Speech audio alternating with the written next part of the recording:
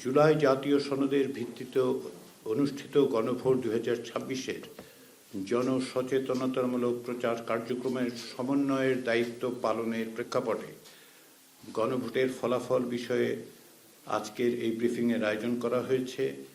এতে আপনাদের উপস্থিতির জন্য আন্তরিক ধন্যবাদ। 12 ফেব্রুয়ারি অনুষ্ঠিত গণভোটে বিপুল সংখ্যাগরিষ্ঠ ভোটার হ্যাঁ ভোটে ভোট দিয়ে একে জয়যুক্ত করেছেন। নির্বাচন কমিশনের দেয়া হিসেব অনুযায়ী গণভোটে ভোট দিয়েছেন 7,76,95,023 জন ভোটার, যা মোট ভোটের প্রায় 60.84%। এর মধ্যে 4,82,660,000 জন হ্যাঁ ভোট দিয়েছেন, যা কাস্ট হওয়া মোট ভোটের 68.06%। না ভোট দিয়েছেন 2,20,71,726 জন ভোটার, যা কাস্ট হওয়া ভোটের প্রায় 31%। লক্ষণীয় যে ভোটারদের 60%-এরও বেশি গণভোটে অংশ নিয়েছেন এবং তা জাতীয় সংসদের নির্বাচনের চেয়েও 1% বেশি।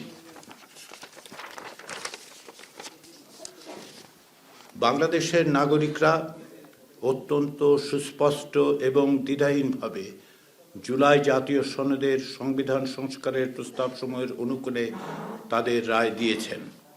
এই রায় থেকে এটা স্পষ্ট যে বাংলাদেশের নাগরিকদের বৃহদাংশ আর পুরনো ব্যবস্থায় ফিরে যেতে বা স্থিতাবস্থা বহাল রাখতে চান না। তারা চান পরিবর্তন, রাষ্ট্র ব্যবস্থায় সংস্কার। মাননীয় প্রধান উপদেষ্টা গণভোটের প্রাক্কালে জাতির উদ্দেশ্যে বলেছিলেন, একটি জাতীয় রূপান্তর কখনোই একক সিদ্ধান্ত বা একক শাসনের মাধ্যমে টেকসই হবে না। জনগণই রাষ্ট্রের প্রকৃত শক্তি। পরিবর্তনের চূড়ান্ত বৈধতা আসে জনগণের সম্মতি থেকেই। তাই দেশের ভবিষ্যৎ দিক নির্দেশনা নির্ধারণে জনগণকে সরাসরি সিদ্ধান্ত গ্রহণের সুযোগ দেয়াই হলো গণতান্ত্রিক পথের মূল ভিত্তি। এই লক্ষ্যেই আমরা গণভোটের আয়োজন করেছি, যাতে দেশের ভবিষ্যৎ সংস্কারের দিশা নির্ধারণে জনগণ সরাসরি নিজেদের মত প্রকাশ করতে পারেন।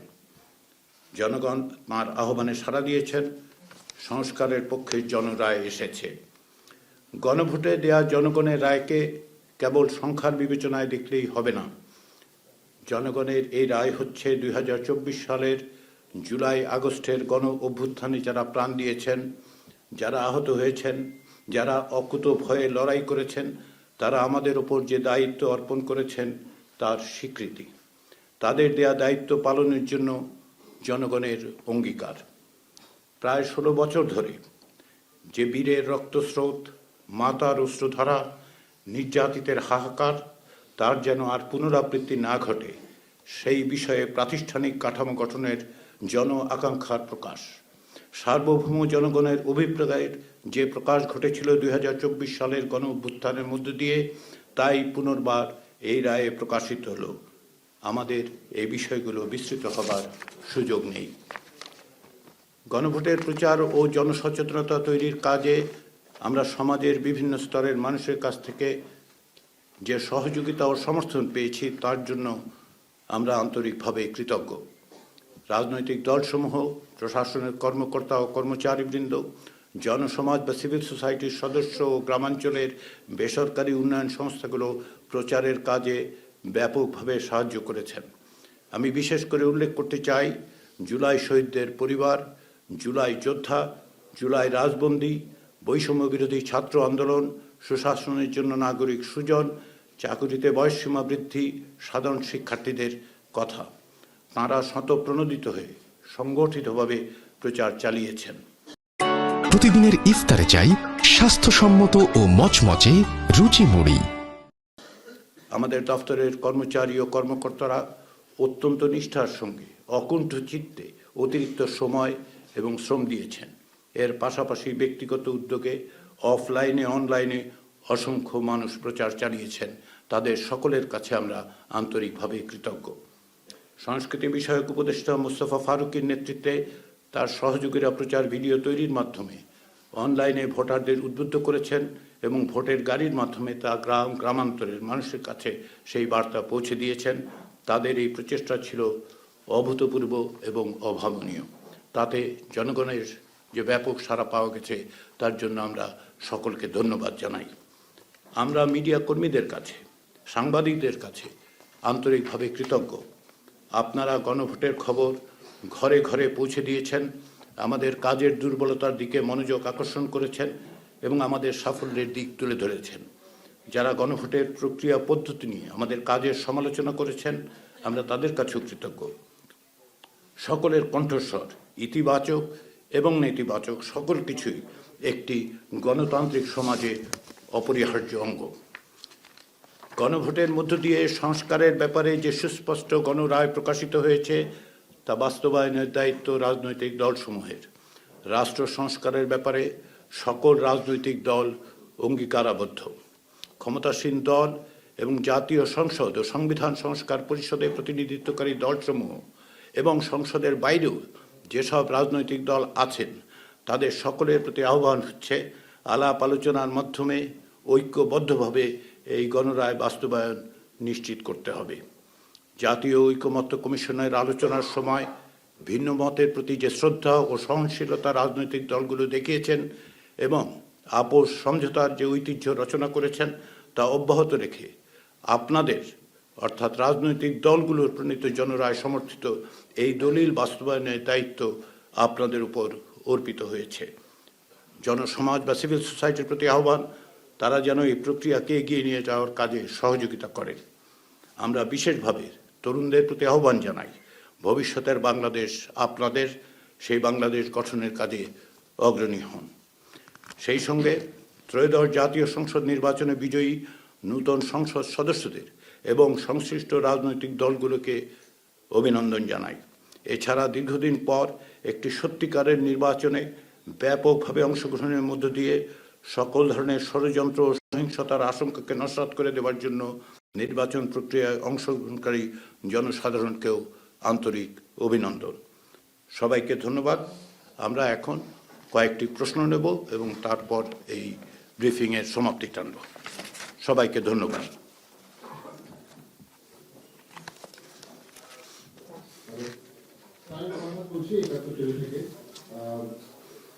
একটা বিষয় শুধু জানতে চাই যে জাতীয় নির্বাচনে 7%-এর কম ভোট পড়েছে, কিন্তু গণভোটে 7% বেশি, অর্থাৎ 7.26% যদি আমি ভুল না করি।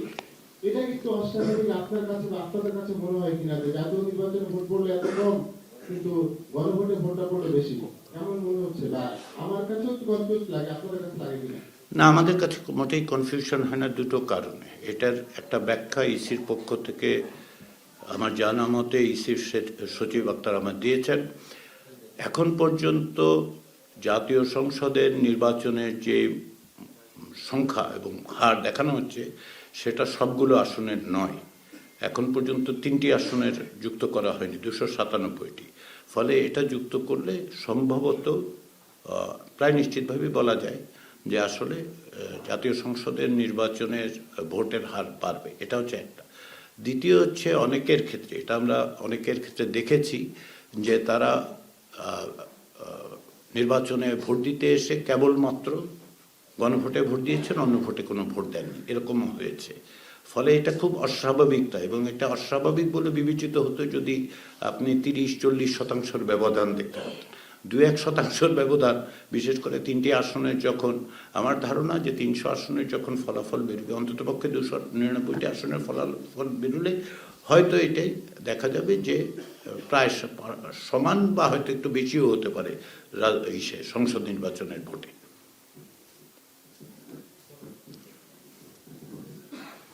স্যার, আমরা আব্বাস, আমি তেইশটার কাজ করি। আমি আজকে গণভোট নিয়ে আপনি বলেছেন, এর আগেও আমাদেরকে বলেছেন। সো গণভোটে যেহেতু হ্যাঁ জয়যুক্ত হয়েছে, আমরা জুলাই সনদের সবচেয়ে আলোচিত বিষয়গুলোর মধ্যে একটি হচ্ছে নোট অফ ডিসেন্টের বিষয়। তাহলে আপনি যে আগে বলেছেন যে যে দলই ক্ষমতায় আসবে তাদেরকে নোট অফ ডিসেন্ট সহ বাস্তবায়ন করতে হবে।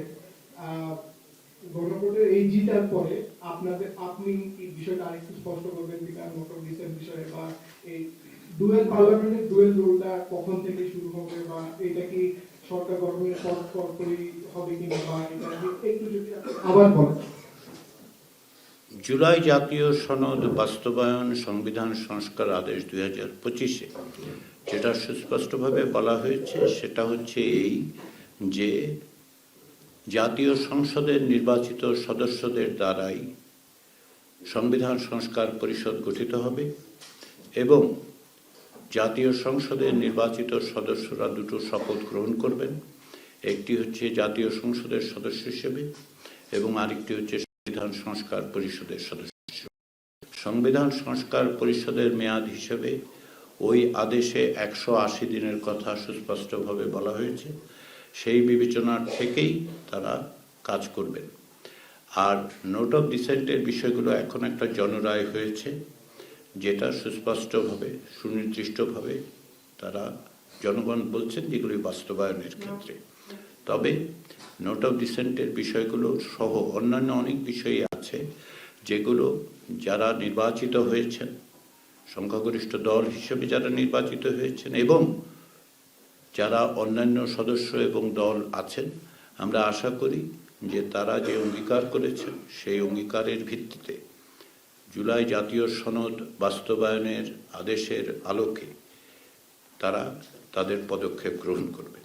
এটা আমরা বিশ্বাস করতে চাই। আমরা আশা করি যে তারা একইভাবে যেহেতু এক জনরায়ের মধ্য দিয়ে তারা সংসদের সংখ্যাগরিষ্ঠতা এবং সদস্যপদ লাভ করছেন, সবগুলো দল যাদের প্রতিনিধি তাদের এই দায়িত্ব আছে এবং তারা নিশ্চয়ই এই নেবে, এটাই আমাদের প্রত্যাশা।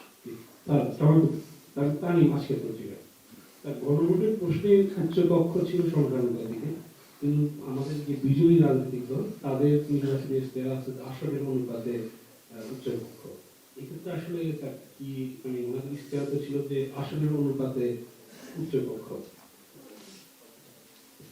বাংলাদেশ জাতীয়তাবাদী দলের পক্ষ থেকে দেয়া ম্যানিফেস্টোতে যেটা বলা হয়েছে সেটা হচ্ছে যে তারা আসন অনুপাতে, এটা তারা জাতীয় ঐক্যমত্য কমিশনের আলোচনার সময় বলেছেন। এটা একটি রাজনৈতিক দলের অবস্থান এবং ম্যানিফেস্টো, তারা সেটি তাদের ম্যানিফেস্টোতে প্রকাশ করেছেন। ফলে আমরা যেভাবে বিবেচনা করছি এটা তাদের দলগত অবস্থান। এখন জনরায় তারাও পেয়েছেন, একই সঙ্গে গণভোটেও যেটা বিধৃত হয়েছে সেটা ভিন্ন রকম। আমি বিশ্বাস করতে চাই যে রাজনৈতিক দলগুলো, বিশেষ করে যেহেতু আপনি বাংলাদেশ জাতীয়তাবাদী দল বিএনপির কথা উল্লেখ করেছেন, আমাদের মনে রাখতে হবে যে বাংলাদেশের রাজনীতিতে বিএনপি বিভিন্ন সময় বড় বড় ধরনের সংস্কারের ক্ষেত্রে অগ্রণী ভূমিকা পালন করেছেন। আমি এই বিষয়ে বিশেষভাবে উল্লেখ করতে চাই 1991 সালের নির্বাচনে যদিও জাতীয়তাবাদী দল সংসদীয় ব্যবস্থার কথা বলেননি, কিন্তু সংখ্যাগরিষ্ঠতা পাওয়া সত্ত্বেও সরকার গঠনের পরেও বাংলাদেশের মানুষের যেহেতু একটা আকাঙ্ক্ষা ছিল যে সংসদীয় ব্যবস্থা প্রত্যাবর্তনে, সেক্ষেত্রে বাংলাদেশ জাতীয়তাবাদী দলের প্রধান তৎকালীন প্রধানমন্ত্রী খালেদা জিয়ার নেতৃত্বের সরকার এবং সংসদ সেই বিষয়ে সংবিধানের সংশোধন করেছেন এবং গণভোটের মধ্য দিয়ে জনসম্মতি নিয়েছে। আমরা এটাও দেখেছি যে বিভিন্ন সময় জুলাই গণঅভ্যুত্থানের আগের থেকে বিভিন্ন রাজনৈতিক দল, বিশেষ করে জাতীয়তাবাদী দল, তাদের সংস্কারের কর্মসূচি দিয়েছিলেন, অর্থাৎ সংস্কার করার বিষয়ে তাদের অঙ্গীকার সুস্পষ্ট। এবং বিএনপি অতীতেও যখন ক্ষমতায় থেকেছে বড় বড় ধরনের সংস্কার প্রক্রিয়ায় তারা অগ্রণী ভূমিকা পালন করেছে। আলাপ আলোচনার মধ্য দিয়ে সেই জায়গায় তারা এসেছেন, তাদের অবস্থান সংস্কারের পক্ষে। ফলে আমাদের বিশ্বাস যে আলাপ আলোচনার মধ্যে জনরায়ের ভিত্তিতে অন্যান্য দলগুলোর সাথে আলোচনা, জনসমাজের আকাঙ্ক্ষা সমস্ত কিছু বাংলাদেশ জাতীয়তাবাদী দলের নেতৃবৃন্দ বিবেচনায় নেবেন। প্লিজ এই পাশের একটা কোশ্চেন নেই, এদিকের একটা কোশ্চেন নেই, ওইখান থেকে 4-5টা কোশ্চেন, 3টা কোশ্চেন হয়েছে। ওনাকে কি একটু মাইক্রোফোন দেওয়ার ব্যবস্থা করা যায়? ওইদিকে ওকে সাউন্ড না, অন্যরা রেকর্ড করছে, সম্ভবত তাদের সুবিধা হবে। একটু অপেক্ষা করুন, একটু হয়তো নিয়ে আসছে। ধন্যবাদ স্যার। আমার নাম মোহাম্মদ আলী আসফল, আমি দেশ কালেজে কাজ করি।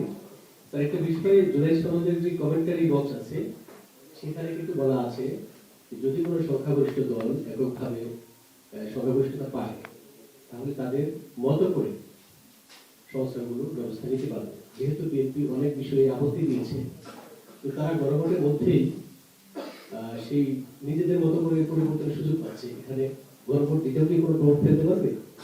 ধন্যবাদ স্যার। আমি আবারও বক্তব্যটা বলি, তাহলে বোধহয় বুঝতে সুবিধা হবে। সেটা হচ্ছে, গণভোটের যে প্রস্তাব উপস্থাপন করা হয়েছিল সেগুলোর ভিত্তিতেই জনরায় একভাবে এসেছে। এবং আমি একটু আগেই যেভাবে বাংলাদেশ সবসময় অ্যাডাপ্টেবিলিটি দেখিয়েছে এবং তারা তাদের মতো করে যেমন অগ্রসর হয়েছে, তারা আসলে জনগণের আকাঙ্ক্ষার প্রতিফলন ঘটানোর জন্য অগ্রণী ভূমিকাই পালন করেছে বিভিন্ন সময়। ফলে আমরা আশা করতে পারি যে তারা এইগুলো বিবেচনায় নিয়েই তারা দেশ শাসনের ক্ষেত্রে এবং সংবিধান সংস্কারের ক্ষেত্রে অগ্রসর হবে। শুধুমাত্র আক্ষরিক অর্থে বিবেচনার চেয়ে আমার মনে হয় যে এটা বিবেচনা করা যথাযথ হবে যে রাজনৈতিক দল হিসেবে সব দলই তাদের প্রাজ্ঞতার প্রকাশ ঘটাবেন এবং জনগণের যে আকাঙ্ক্ষা, সেই আকাঙ্ক্ষার প্রতি যেহেতু তারা অঙ্গীকারাবদ্ধ, তারা দীর্ঘদিন ধরে সংগ্রাম করেছেন, নিপীড়িত হয়েছেন, তাদের যেই নিপীড়ন নির্যাতনের মুখেও তারা যে দৃঢ়তা দেখিয়েছেন, সব রাজনৈতিক দল, বড় দল হিসেবে বাংলাদেশ জাতীয়তাবাদী দলও নিঃসন্দেহে তারা সেটা মোকাবিলা করেছেন।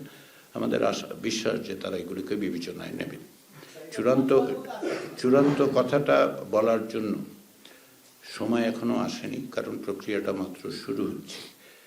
জাতীয় সংসদ এবং সংবিধান সংস্কার পরিষদ বসবে, আলাপ আলোচনা হবে, বিভিন্ন বিষয়ে ব্যাখ্যার প্রশ্ন উঠবে, সেগুলো রাজনৈতিক দলগুলোর মধ্য থেকেই এটার সমাধান নিঃসন্দেহ হবে। আমি আমার বক্তব্যে জাতীয় ঐকমত্য কমিশনের আলোচনায় সকল রাজনৈতিক দলের অংশগ্রহণের কথা উল্লেখ করেছি এই কারণে, এটা আপনাদের সামনেই ঘটেছে এবং আপনারা দেখেছেন যে প্রত্যেকটি রাজনৈতিক দল অত্যন্ত আন্তরিকতা এবং বিবেচনা করেই আসলে অংশগ্রহণ করে অগ্রসর হয়েছেন এবং প্রচুর সময় তারা দিয়েছেন, যেগুলো তাদের সাংগঠনিক কাজের থেকে বের করে এনে দিয়েছেন। ফলে আমরা আশা করি যে তাদের এই অঙ্গীকার, তাদের এই আন্তরিকতা, তাদের এই প্রচেষ্টা সংস্কারের অব্যাহত থাকবে। আমি মনির জোরান্দরে কাজ করছি স্যার, এই ডান দিকে। ডান দিকে। ও আচ্ছা, জোরান্দরে আপনি ক্যামেরার পিছন থেকে কথা বলছেন, সেজন্য ক্যামেরা আড়াল করে ফেলছে মনে হয়। মাইক্রোফোনটা আরেকটু দূরে রাখেন। হ্যাঁ, আমি যেটা বলতে চাই স্যার, আপনি তো সনদ বাস্তবায়নের বিষয়টি আপনার বক্তব্য যেটা বিএনপির মার্চের উপরে ছেড়ে দিলেন এটা, কিন্তু গণভোটে হলো যে পেয়ার পদ্ধতিতে উচ্চকক্ষ গঠন বিএনপি বলতেছে আসন ভিত্তিক, এটা আইনগতভাবে মানতে বাধ্য কিনা গণভোটে যেটা উল্লেখ আছে?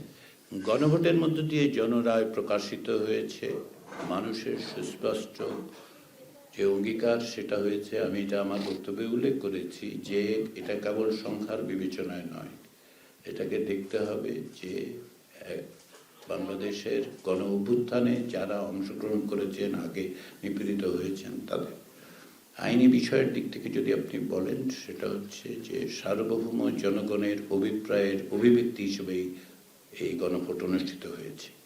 ফলে রাজনৈতিক দল, শুধুমাত্র বাংলাদেশ জাতীয়তাবাদী দলের কথা আপনারা বারবার বলছেন, আমি মনে করি সকল রাজনৈতিক দলেরই এই ব্যাপারে নৈতিক এবং রাজনৈতিকভাবে তাদের এক ধরনের দায়বদ্ধতা আছে এবং সেই দায়বদ্ধতাটা তারা বাস্তবায়নের ক্ষেত্রে কাজে লাগাবেন। আর একটা question নিয়ে বলছিলাম স্যার, সামনে ও আচ্ছা, বেশি কাছে। আপনি বারবার আসার কথা বলছেন এবং রাজনৈতিক দলগুলো সঠিক সিদ্ধান্ত নেবে এমনটা ধরে নিয়ে যদি বলি, তাহলে আপনি এটার সাথে ওতপ্রোতভাবে জড়িত ছিলেন। সামনের দিনগুলোতে বাংলাদেশকে এগিয়ে নিতে হলে কোন গণভোটের কোন বিষয়টা প্রায়োরিটি দেওয়া উচিত? আর মনিরের সাথে আমি এটা একটু ক্লিয়ার করতে চাই যে সনদে স্বাক্ষর করেছে বিএনপি, কিন্তু তারাও তো মেজরিটি পেয়েছে। তারা যদি মনে করে যে মেজরিটি পিপল আমাদেরকে রায় দিয়েছে, আমরা আমাদের মতো করে কাজ করব, সেটা তারা পারবে কিনা? এক্ষেত্রে কোনো আইনগত বাধা রয়েছে কিনা?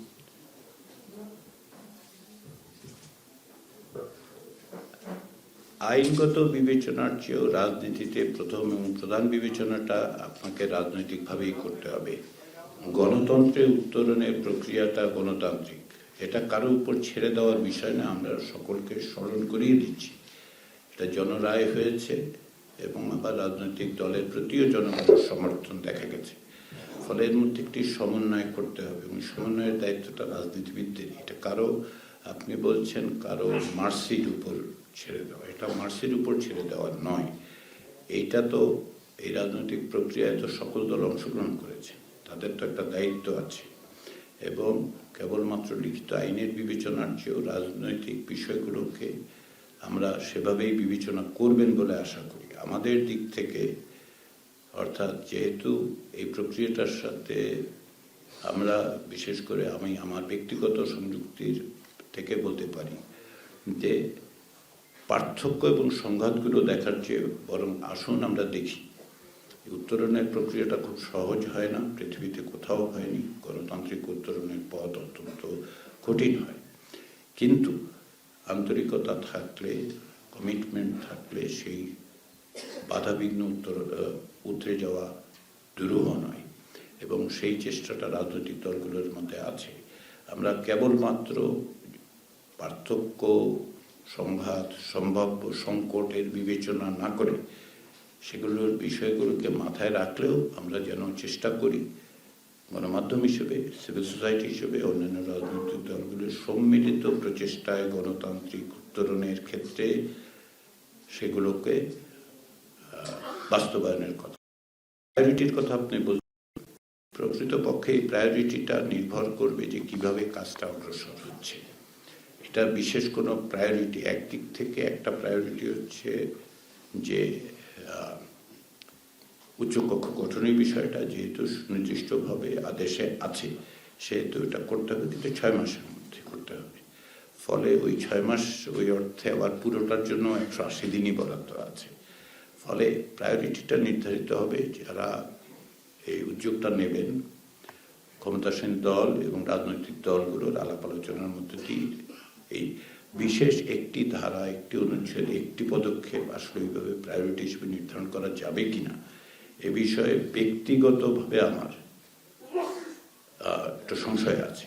এগুলো একটা কম্পোজিট বিষয়, পারস্পরিকভাবে পরস্পরের সাথে সঙ্গতি রেখেই কাজগুলো অগ্রসর করতে হবে এবং সেটা আমরা মনে করি যে সংবিধান সংস্কার পরিষদ সেই কাজে অগ্রসর হবেন এবং অবশ্যই জাতীয় সংসদ যেহেতু একই সঙ্গে দেশ শাসন পরিচালনা, বাজেট প্রণয়ন থেকে শুরু করে প্রত্যেকটা পদক্ষেপ নেবেন দেশ শাসনের, সেক্ষেত্রে এক ধরনের সমন্বয় করতে হবে কাজগুলোর। সঞ্জিতা, আমি সাজেদা সুইটি, এটি নিউজ থেকে বলছি স্যার।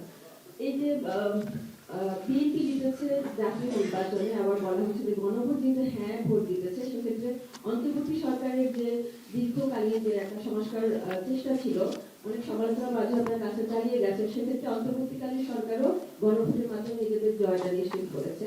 সমালোচনার জায়গাগুলোতেও তারা যে সঠিক ছিলেন এটা তাদের একটা, এটা আপনি মনে করেন কিনা?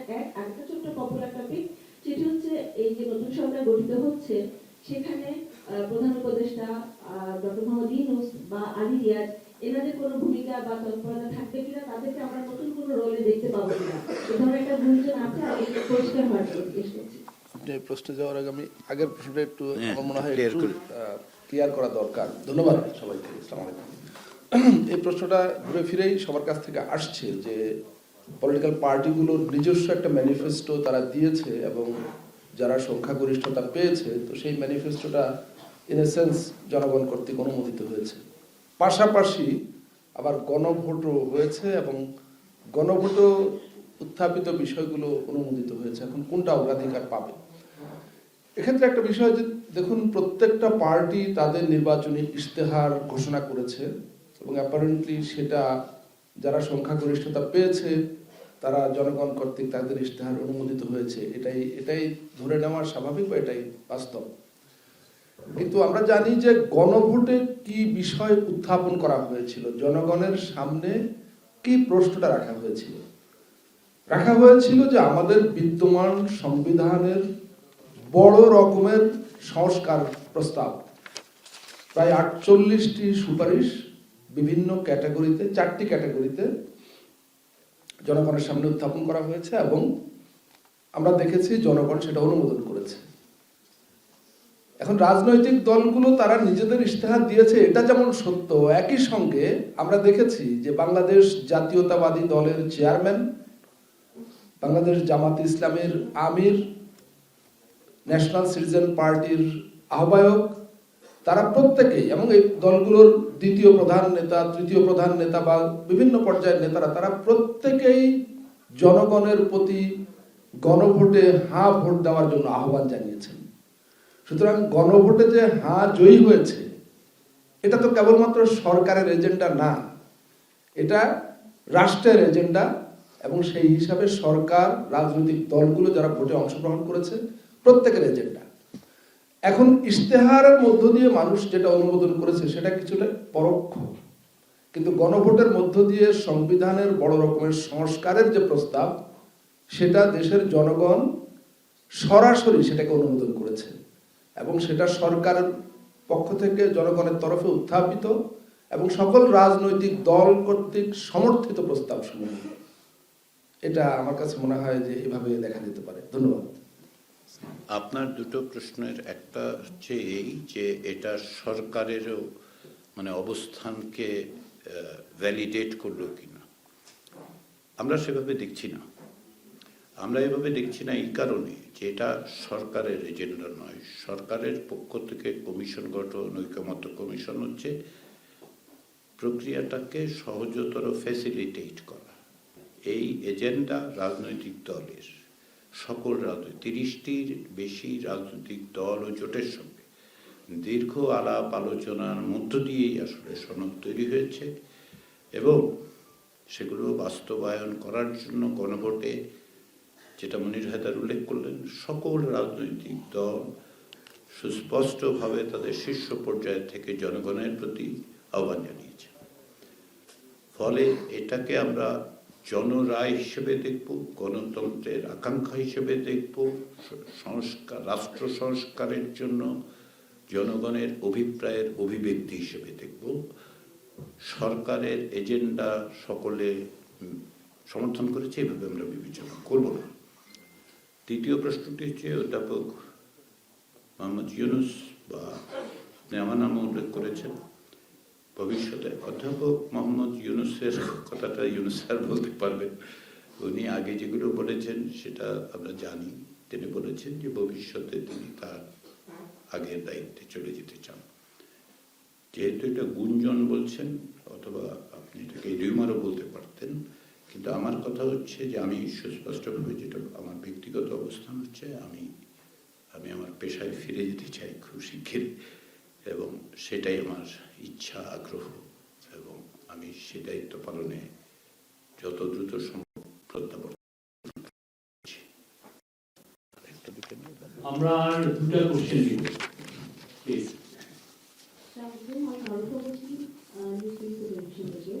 আমার প্রশ্ন, ঐক্যমত্য কমিশন দীর্ঘদিন সবগুলো রাজনৈতিক দলের সঙ্গে বসে যে জোড়াসনদটি তৈরি করেছে সেটি হ্যাঁ ভোটে জিতে গেছে, এরপরেও কি এই কমিশনের আর কোনো কার্যক্রম থাকবে কিনা এই জোড়াসন বাস্তবায়নের ক্ষেত্রে? মানে ভবিষ্যতে এই যে ঐক্যমত কমিশনের যারা যে জোটটা বা যে ঐক্যটা, তাদের আর কি কোনো ভূমিকা থাকছে নাকি এখানেই শেষ? জাতীয় ঐক্যমত্য কমিশন গত বছর 30শে অক্টোবর তার দায়িত্ব পালন শেষে তার মেয়াদ শেষ হয়েছে। ফলে জাতীয় ঐক্যমত্য কমিশন আসলে এখন আর নেই।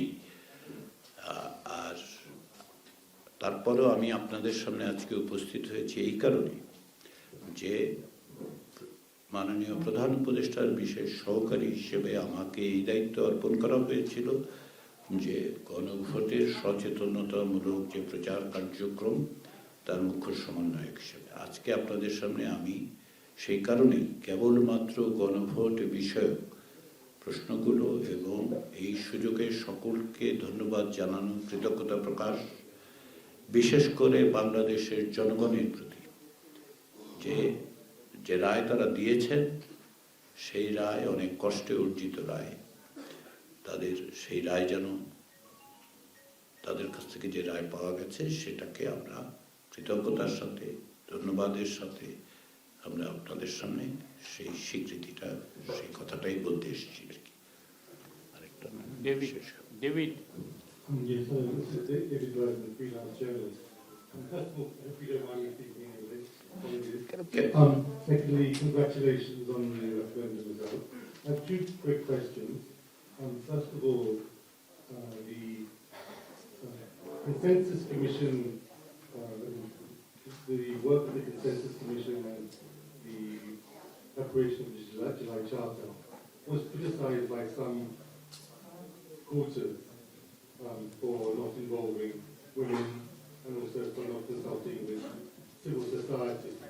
I wonder in hindsight whether or not you would have done things differently and how do you respond to those criticisms. The second question is the referendum question referred to 4 categories of July Charter reforms. The first 2 are pretty clear what they refer to. The third and fourth, I wondered whether you could tell us exactly which July Charter reforms they refer to, because it doesn't appear to be completely clear. Thanks very much. Thank you for asking those questions. I have heard those things so many times that it would be just a repeat of what I have been saying for last months. I wish you had listened to it, it would have been helpful. But nevertheless, since you have raised it, the idea that this Consensus Commission has not consulted the civil society seems to me very inaccurate. Because, take for example the commission that I headed, the Constitution Reform Commission, consulted with civil society members, civil society organization, professional organization, individuals who are considered to be members of the civil society, including editors, journalists, journalist union representatives, even including the Tea Workers Union. And then we had 2 other things which involved the people. That is, we had a survey, household survey, of 46,000 plus households in Bangladesh. We need to consider people as a part of the civil society. And then, beyond that, we opened a website asking for comments. In some cases, people have drafted a new constitution and said that. The response was 50,000 plus after we cleared some of the repeat. So basically, roughly 100,000 people were directly involved. And then 50 plus organizations were consulted. And based on that, the reform recommendations were made. To my understanding, similar process or pretty much similar process have been followed by some other reform commission. So the understanding and the apparent allegations that the civil society was not involved in Consensus Commission deliberation seems to be inaccurate. Besides, when the Consensus Commission was appointed, the terms of reference were very clear from the government that it would consult political parties and forces with regard to the reforms. So within that TOR, we have engaged the political parties and alliances on a 3 stages. So that is how we concluded, and we means, in this instance, we means the political parties, alliances, and the Consensus Commission. Having said that, let me come to the second point that is there about the third and fourth issues. The referendum had put out 48 issues, and 2 were very categorical, 2 sets were very categorical. For example, if you take number 1, you would see that 1 or 2 state institutions have been referred to, and then say the likes, because that is there. Number 3 has been mentioned about several of those options. If I have to go through those, it will take time, but I would request you to read the reminder of those proposals. If you take the second one, it is very specific with respect to upper house. So the third one involves those which are excluded from first and second. And that is delineated in the charter itself. And the fourth one is that there are other issues that the political parties would be addressing as they have made pledges. So that is how it has been framed. I hope that responds to your question, and I think that brings us to an end of this. সবাইকে ধন্যবাদ। আমি আবারও ব্যক্তিগতভাবে এখানে শুধুমাত্র মুখ্য সমন্বয়ক হিসেবে নয়, আপনারা আমাকে সুযোগ দিলে আমি ব্যক্তিগতভাবে দুটো কথা বলতে চাই। 2024 সালের অক্টোবর থেকে রাষ্ট্র সংস্কার প্রক্রিয়ায় মাননীয় প্রধান উপদেষ্টার আহ্বানে সাড়া দিয়ে